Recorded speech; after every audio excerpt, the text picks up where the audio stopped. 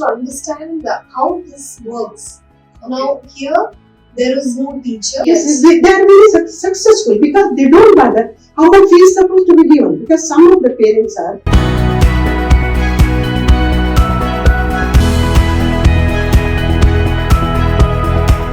Hello and welcome to Think Tank, an insightful panel discussion on Indian K-12. I'm your host Pallavi Kulkarni.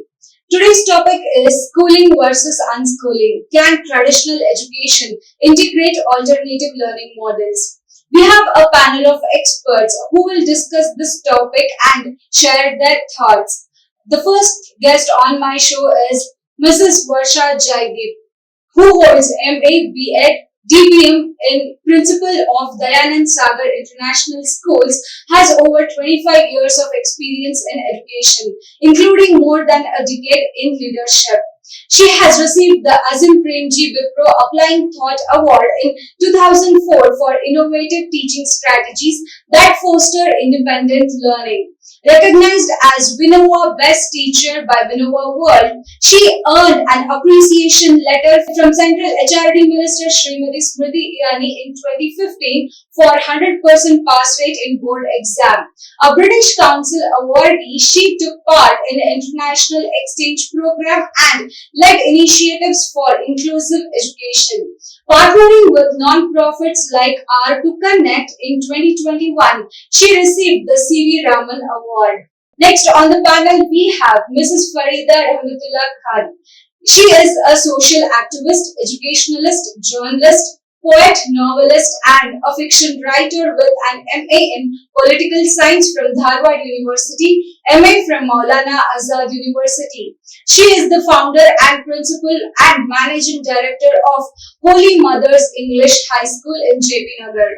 As the founder secretary of Al Huda Women's Welfare Society, Vision Karnataka, and World Muslim Think Tank Association, she champions the upliftment of deprived women and children. Mrs. Farida has played a key role in reintegrating school dropouts, working in garages and shops by providing free education, and runs free Urdu schools for women and children in the areas of Banashankari and JP Nagar. She has presented papers nationally and internationally, including in countries of Malaysia and Sri Lanka. The golden feather on her multiple hats is that she is the winner of Swarna Rajyotsava Award in 2008.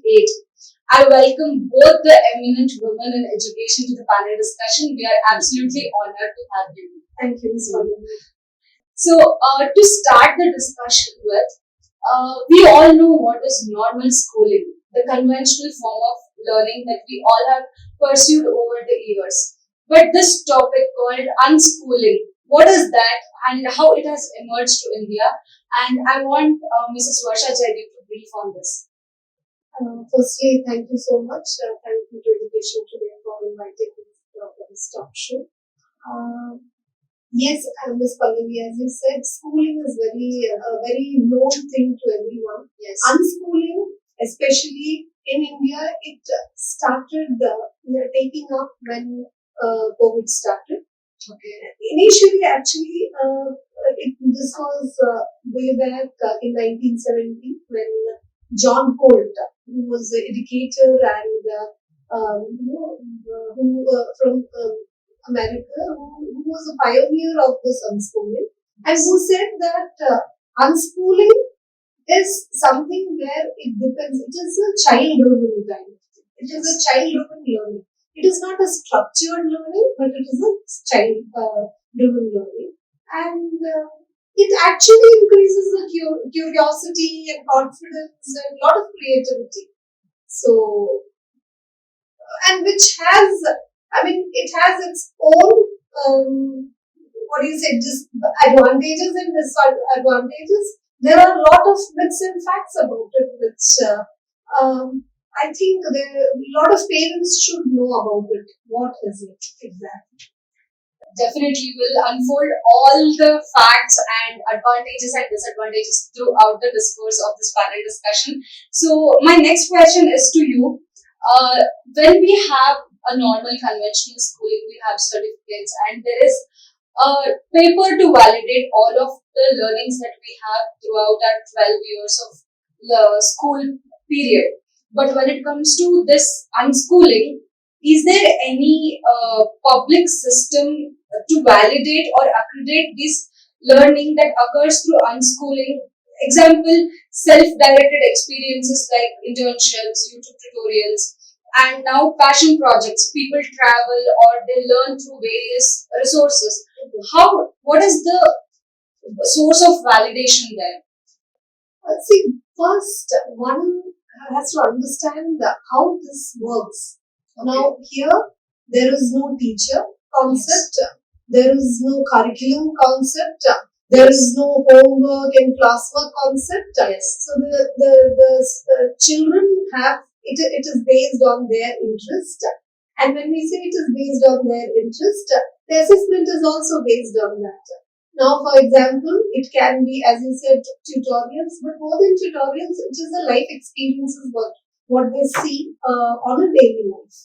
So, on a daily basis, it can be any kind of project. Now, here, maximum time children are spending with their parents. They are spending with the society. They have the freedom. They are not being in that structured timetable where, okay, after 40 minutes, my class is going to change, or I have to take out my English book and not the social studies book, or I have to go to PT. It is like they have their own choice. And now, how are they validated? The validation can be in different forms. It is on a day-to-day basis, lot of conversation which goes on with the parents and with the society. And there can be a lot of projects which can be validated. Yes, when we go to high school or say for employment kind of thing, yes, we have in India, there are a lot of things. The very big thing is, I mean, all of us know NIOS, National Institute of Open Schooling, where the child has, he has his own, I mean, even now when you see in state, CBSE, ICSE and all, we have the number of subjects the child writes during the final examination, board examination. But here, the child can choose, okay, I can take up 2 or 3 subjects and then I can finish that and go to the next level. So, we have validation which is done and which is accepted by all colleges and university, NIOS is there, IGCSE, international level also it is there. So, they are validated based on that. Yes, thank you so much for all the inputs, ma'am. So my next question is to Mrs. Farida. So ma'am, tell us how traditional schools structurally incorporate the learner-driven pace and interest central to unschooling without compromising on the curriculum of the standards that school has already set. Thank you, ma'am, for inviting me for such I can say this is a special day for me. Thank you for considering that education today. Ma'am, traditional schools offer this school offer student 2 classes. It will not offer student 2 classes because even if it is offered, because what they don't bother other what is happening. Traditional school is that where the parents, children and students mingle together. They don't bother for the curriculum and for example, without going for the syllabus and curricula, they can be free with the things. Traditional people don't bother because they are the field, they can go teachers. They want the teachers to read them, tell them the story and read the books, play with them. And this is a traditional thing. Even when they go back home, traditional schooling is that is not only implemented in the school only, this will be continuity in the home also. Where the when they go home, where the earlier their grannies will be there, grandparents will be there. They used to tell them the stories, that moral educations, where the students can become like these students without going to the book, or sometimes they don't bother for the class or home or unit text activity. Without those things, they will be doing their best. This is how the traditional schooling is. I would like to add on to ma'am's this thing. Yes. initially, if you would have heard about the Gurukul system, Yes. there were no chairs, benches, and all those things. Yes. Our children used to sit under the tree and Yes. learn with the nature. A lot of Definitely. things with Yes. the nature. Yes. Even we can say that Gurukul schools still exist.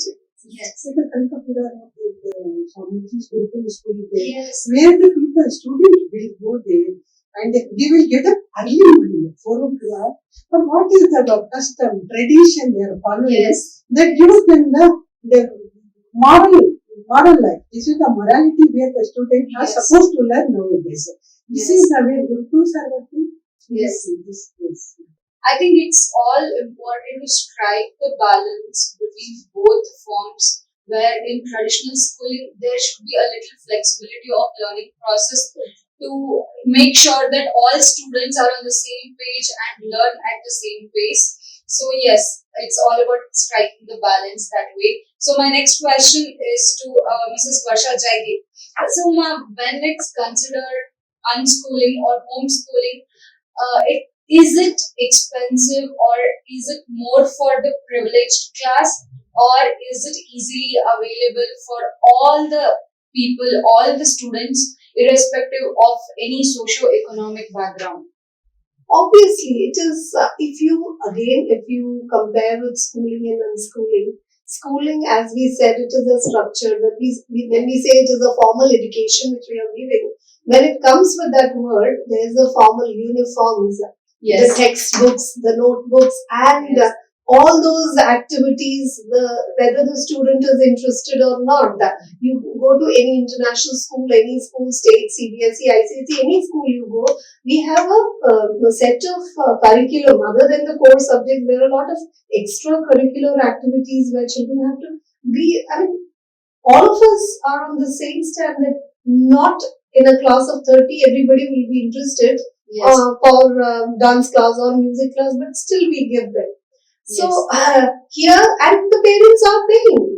If you see, if you start comparing those fee structure now with the unschooling, there is no uniform, there Yes. is no transport fees, Yes. there is no textbooks and other things. Yes. Children are learning from the nature, from the society, from the experiences. Yes. So, and it is not that it is only for the underprivileged one. I have my own experience. If I would like, one of the international school where I was working for, I mean, probably for 5-6 years back, one of the renowned institution of Bangalore.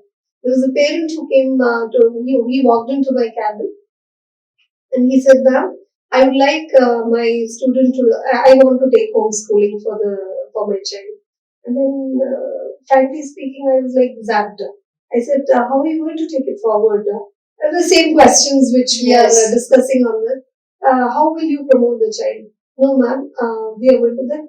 My first question was, how much that means you're going to leave your work and you're going to sit. Yes. Because that is a major concern now. Time.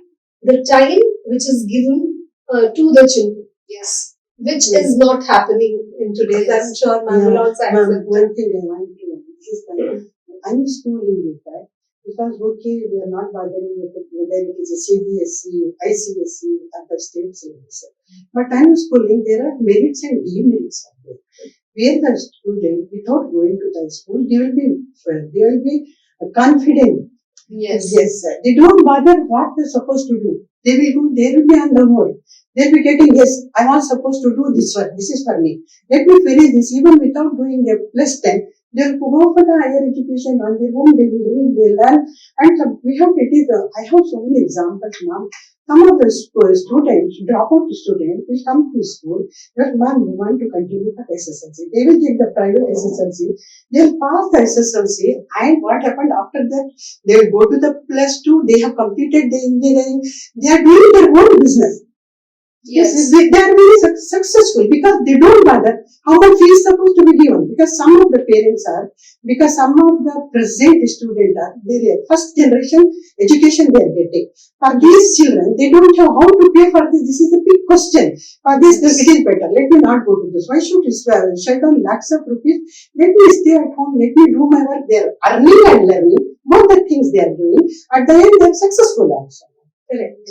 And that is why now you see when we started with the unschooling part and all, now if you see every curriculum, no matter whether it is state CBSE or ICSE or even the international curriculum also, there's a freedom for the students to choose at least one subject where there's a umpty number of subjects which are coming. No matter, it can be a nutrition course, it can be a gardening course, it can be a cashier's course, anything where the child can go with that interest, and that is validated. Again, it is valued in the marks card also. So that is something which we have been changed, I think. So it's all about getting enough time and attention from the parents and provide them enough resources to study by themselves. When it comes to unschooling, just like how students from formal schooling system gets all the resources on time at the table, it's equally important for the unschooling kids also to get that, so that it becomes easier for them to understand the nuances of education. Here time management is there, and again uniforms are there, shoes and socks are there, tie and belt is there. And these really, the who don't have nice parents, how can they provide? Because of this, they think, but they will not drop out. They will continue. This is best part of it is they will continue their education. Yes. They will be there. What is it?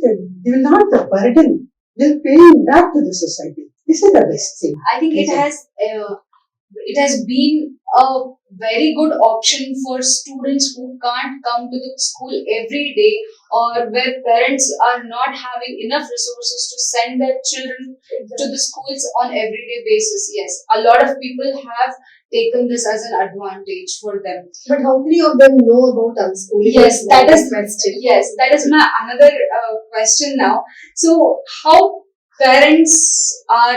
much they are aware of this system, and how is their involvement in this? Again, we know that in India we have mixed bag of people in the society, and unschooling has not come to the level where, and still we have parents who are unable to even access basic your social media or any YouTube channel or anything. And in that way, even if a parent knows about, or maybe we educate them regarding unschooling, how much they can help, because unschooling is based mainly where the parents' help is also required. Yes, it is not only the things or the resources which you are providing, how much time you are spending, and are you eligible to do so? Yes. That is something very important. Yes. So in that case, if they are and a normal people in the society, average, above average, yes, they can choose it as alternative. Okay, we are working from home. Why can't we do simultaneously, homeschooling or unschooling, and by giving them all the resources, as you said, putting it on their table, it is a cakewalk for them. Yes. But again, the lower part of the society, it becomes difficult for them to do all these things. Yes. But one thing I want to add here, yes, because some of the parents, because they were looking for the student going on the streets, they are going in the school bus, they are wearing the uniform. Then all these things they feel, why couldn't my son go to school? Let my son also go to school. Let him be in the classroom. Let him do the classwork. These are the things which sometimes made the parents to suffer and send the student to school. These are also the demerits, disadvantages. There, ma'am, I would like to say that I think the parents should be counseled and educated first. It is basically a comparison which is going on. Now, if you ask me if I am a parent, or if a student, if you are telling me that, I would rather say that my child, rather than being in a class of 30, I am giving him an open space where he can mingle with so many in the society. It's a life experience which I am giving. Yes. And yes, comparison can be done. All of us, like ma'am and me, all of us are principals, and we know that we are running one big school and we have the schooling only a major thing. Yes. Still, I mean, we should give unschooling to that part of society which really requires Yes. the need of an hour. Yes, I think if uh, coming to conclusion of what the discussion has been done till now, I guess one section of the society who is still deprived of quality education can definitely opt for unschooling with enough awareness about it and enough education about unschooling. I guess if that is catered to that community, I guess uh, the gap, education gap and the literacy gap that we have in the country can be definitely filled. Yes. So with that, we'll take a short break and come back with more interesting concepts on this panel.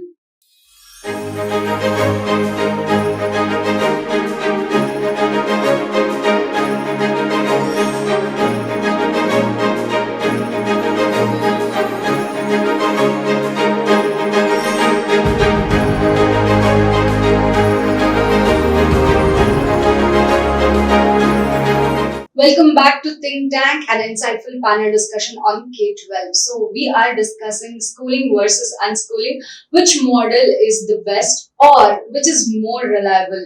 So now, my next question is to Mrs. Farida. Ma'am, tell us that the current cognitive science, how does that say, what does it say about efficiency of unschooling in developing executive functions, motivations, and deep learning, and how might schools apply these insights without abandoning the structure?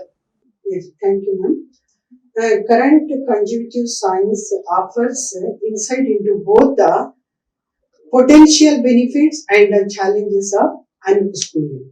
Ma'am. While unschooling can foster essential motivation, self-direct learning, and a strong sense of freedom, flexible approach towards student also. Emphasis should be placed on social, emotional learning, and mindfulness and mental health, creating supportive and inclusive environment to the students. Then this is the best thing we can do. Yes. So yeah, so basically we need to have flexibility in the Yes, structured yes. school and maintain a disciplined Yes. timetable and curriculum for unschooling where students can balance both the structures and have a cognitive ability to face their higher studies. Well, that's And the even wonderful. flexible approach toward the student is must. It should Yes. be yes. Yes. Because if you suddenly, the way nowadays, after the COVID, everything is changed. Yes. The students, they don't like the student earlier how they used to be. Yes. Because of this, what is this mobile era? I can Yes. say this is the mobile era. The students are so much, they are, you can see them unrested. They are not completely in the classroom also, not neither in the outside the classroom also. They are totally disturbed. So many Yes. things these students. But this is the thing where the society has to pay the attention because today's students are tomorrow's citizens of India.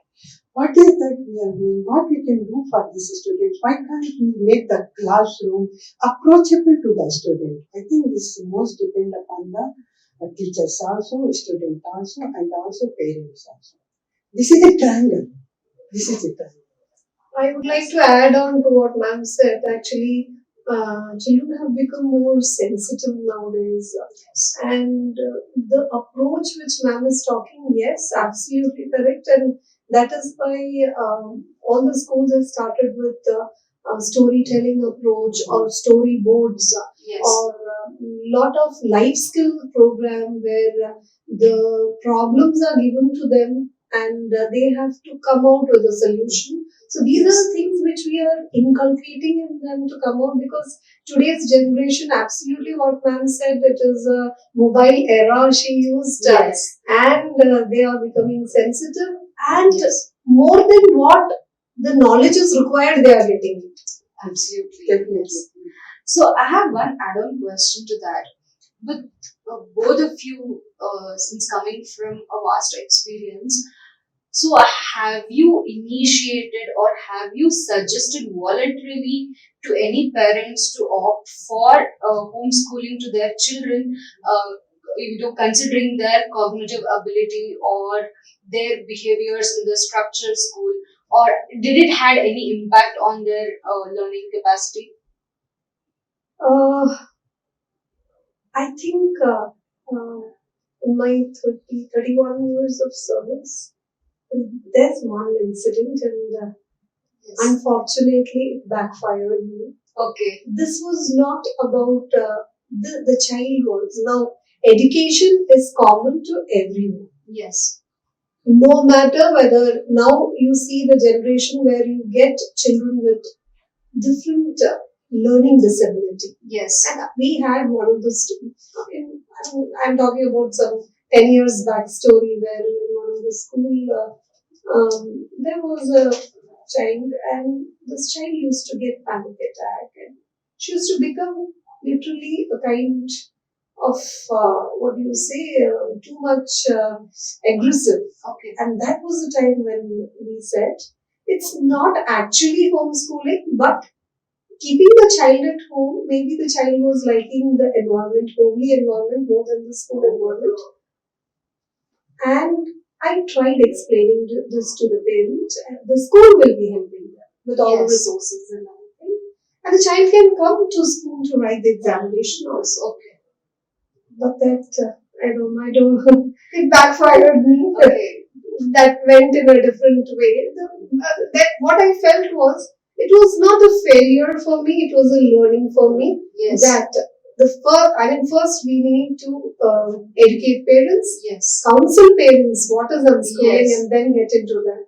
Yes, yes. I think these small trial and errors will help because we all are principals, we all are teachers for the first time, just like students. So I think it's definitely a learning step for everybody. Even for the parents, I guess they might have also understood later on. Yes, ma'am, please. As Napoleon said, give me a good mother, I will give you the good nation. Yes. First, I think we need to educate the mothers also, because this is the thing our school has done. We invited the parents, we are counseling them, but most of the parents, they don't like the idea of unschooling or homeschooling. Some tried after COVID. What happened? So many parents, day workers are there, maids are there. I'm trying to use this word because actually they go home, father will go somewhere in the auto driver. So because these are the because lower group, lower income Yes. group children I'm talking about. Mother left the child at home. She will come home at 8 o'clock. Father will come home at 9 o'clock. When they come next day, the child, they come, what these fellows are doing, these small kids, even the elder one siblings, they are only watching the TV. Yes. 100% watching the TV. They don't know something, but they are supposed to be taken to the hospital. They got the medication. This is the thing happening if you ask them more homeschooling. If you want the children to do homeschooling, one of the parents must stay at home. Yes. We cannot ignore the student because they are our tomorrow. If you one child is one generation, how can we do injustice to the student? What is their fault? What is their mistake? When your child is there, you are supposed to take care of it. What is second thing is there? That is whether you are providing him or not. That is left to the parents. But first thing is safety, security, is education. Yes. Because education, illiteracy is a curse to the society. It is just like the cancer of the society. But we want, as the principals of the school, as educationalists, each and every child must learn. They should not be drop out. Each and every child should go to school back. This is our intention. I would like to add on to that. Unschooling is, it doesn't mean that we are keeping children at home and giving them, okay, you read this, and I think parent has to set up a task, a Yes. set of tasks which the child has to complete. No Yes. matter whether he sits at 6 o'clock in the morning or 9 o'clock in the morning, the day should have a set of tasks, and the child should be given, okay, you can do this task by doing this. or maybe a herbarium file he's making. Ask him, you go to the nearby park, collect all the flowers and petals and different types of leaves and come and paste it in the thing and try to identify what are the different shapes of the leaves or what are the, the leaf blade looks like or, different kind of thing. Why the leaf is very green, try to touch, feel, all those things. Yes. So there's a set of tasks rather than putting them in a room. Okay, again you are back to that. The child will go back into a different kind of depression mode. So definitely parents need to have the constant communication with educators and mentors to stay in contact so that they will know the updates and the trends of the curriculum, lesson plans, so that they will become the bridge between education and the students. So definitely parents need to be updated about all the trends of the curriculum that are happening in the formal schools so that the same concepts are not left behind for a child who is in the home school. But because one unfortunate thing is happening nowadays, constitute this is what tuition hubs are coming up. Yes. Every second street, second house, there is a tuition hubs. But if a student from different school go there, even if the parent doesn't like to pay for the school, they pay for this tuition huge amount. And what the child is learning there, no, the different student, different group, different people, and at that 3 hours the child stay there because parents want the child to be away from the home, and at the end the result is nothing. This tuition, I think government must take an action to start this most of the tuition classes where there are no facilities. There are proper facilities there. They have the infrastructure, facilities, blackboard. Then only you can go for it. Without going in a big room, you are making the 100 students to sit and one teacher, I don't know what is the qualification, they are doing all these things. This once again is spoiling the our student. Yes, definitely. With that, I have my next question to Mrs. Varsha Jaideep again. What are the most common misconceptions that is attached to traditional educators have about unschooling and vice versa? So, how can we bridge this divide without having a defensiveness? There are a lot of myths if you ask. They feel that unschooling is a kind of chaotic kind of thing. I mean, they don't have as I mentioned before also, they don't have a structured for, lesson planning or these things. But actually it is not. As I said, unschooling has its own set of tasks which has to be finished according to the interest of the students. Yes. It is the only difference is the child need not go from okay after the first period, second period, okay now it's a short break kind of thing. Nothing like that. As and when the curiosity or the interest arises, and he can choose, he or she can choose the subject or the learning module, and he can finish. Yes. The second thing which I would like to say is the other myth is that how the child is promoted to the next class. I mean, there is no promotion. How will I know that my child has a same caliber as a child who is going to the school? Yes, schooling child. Now, I being a principal I feel that I don't go with the marks where 100 on 100 a child gets. Today's child should be street smart. Yes. One should know how to solve the problem and how to face the situation. As I said, they are becoming more sensitive day by day. True. So there are many cases. Every day you read the newspaper and you see a lot of things which is happening everywhere. Yes. A child is failed in some subject and the next day morning you can hear a lot of news. Yes. Now, is that a failure? If a child fails in a subject or in a class, that is not the end of the life. Yes. But that, how many of them are? So here what is happening is the validation, and as you rightly asked me some time back, The validation is done based on the projects, based on the conversation which happens between the parent and the student, or probably taking an interview with someone. There are a lot of things which can be planned and well, and there are colleges and universities which they do the admission based on these project like. So there are these kind of myths and facts are there in unschooling, and I feel that at least a small part of society should be given where it is required, and especially unschooling is not only for the below, the lower income group or below privileged people, but also to children who are facing learning disability, Yes. autism. There are so many children who are, and they are not able to cope up with the curriculum in the school. So why not unschool? And why not from there to reach their own dream or the dream world? Yes. Yeah?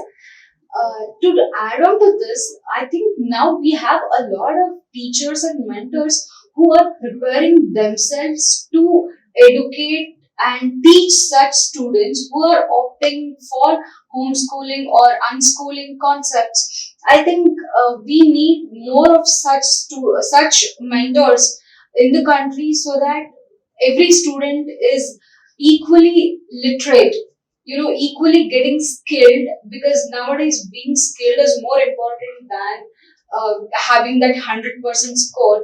So if the mentors are mushroomed in a larger way, then I think the gap is more filled. Definitely, you are correct because nowadays many NGOs are coming forward. Yes. To help this. And also, lot of CSR fund is available. Yes. You can make use of it. But how you can make use of it? Who is there? This is the opportunity we can make and make the unschooling the best way for the student who cannot access for the schooling. Yes, definitely. So I have one last question for this panel discussion, which was way more thoughtful than what I actually expected. So, how does unschooling prepare students for institutional environment like college or corporate workplace that still operates with deadlines, hierarchies, and assessments? And the question is to Mrs. Farida. Because education helps to change the attitude of the people. They can fight the superstitious belief, prejudice, and traditional beliefs. The institution can assess the emerging need of the job market, identify the skills, and schooling prepare them for the future jobs for this college or workforce is not the point. Because we can see the many industries have come up, many this is a software has come up. You can make these students who are not going, who are unschooling kids. You give them separate classes. I'm not talking about the tuition. NGOs are there. You can use the CSR funds to make this student learn. Then you can train them in particular post. For example, the child, if an unschooling child has completed his BA degree somewhere else, but there are the institutions, the minorities are there. Some government has started the many institutions where they can train the student, train these kids. Well, from there only they can put them in a job. This is the way they can now put them. They can be self-sufficient. I would like to add on again. Now, initially, when if you see some 20-25 years back, parents were like, you have to become doctor, you have to become engineer. So these were the two positions where, or the offer which were given to the children. They don't have anything else to opt. Either you have to become doctor or you have to become, if not both, then teaching is something. Yeah. But now if you see, there are committee number of options available for them. They need not choose only these two. In the engineering level only, they have a lot of things. Medical level only, they have. Other than these two, there are a lot of opportunities which they can take, and especially children who have done unschooling, based on their skills, they can be positioned. And we must be surprised to see that unschooling students, many of them, often after completing their education, higher education, some of them you can be surprised to see them in KS, IAS, and very surprising lawyers, very successful advocates, lawyers. These are the way the unschooling help these students. Because a lot of self-learning is happening. Yes, actually, I remember one Kannada movie right now which was made a decade ago or something back, which is called Care of Footpath by Master Kishan, where the child belongs to a slum area and he happens to crack 10th exam when he was about 13 years or 12 years, which is because he's not having access to the school, formal schooling. He borrows the school from his friends from the neighborhood and sits and studies in the home. And then the storyline is like this. So I think such concepts, as ma'am earlier mentioned, that a lot of people who comes from lower strata of the socio-economic background, I think the homeschooling or unschooling will definitely be an advantage for them, Definitely. and they can definitely take help of these learning models. Definitely. Yes. With that, we have concluded our think tank and insightful panel discussion indeed. I extend my heartfelt gratitude to our panelists who shared their valuable inputs. We look forward to many more panels like this. For more such videos, visit our website www.theENN.com. Don't forget to like, share and comment on this video. Subscribe to our channel. Thanks for tuning in. This is Pallavi Kulkarni. We'll see you next time.